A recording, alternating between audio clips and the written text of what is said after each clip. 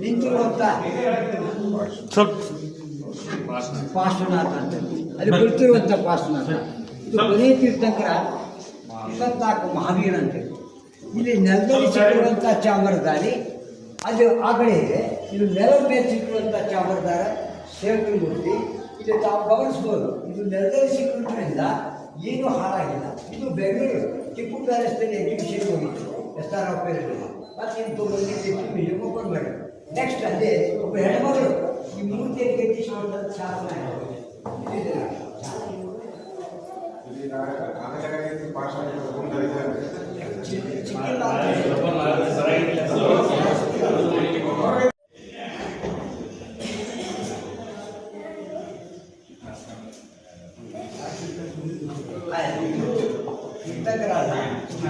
ವಿಜಯನಗರ ಕಾಲ.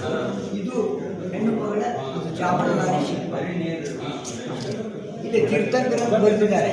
ಯಾವ ತೀರ್ಥಂಕರ ಅಂತ ಕೇಳಿದ್ರೆ ಇದು 24 ತೀರ್ಥಂಕರ ತುಂಬ ಚೆನ್ನಾಗಿದ್ದಾರೆ.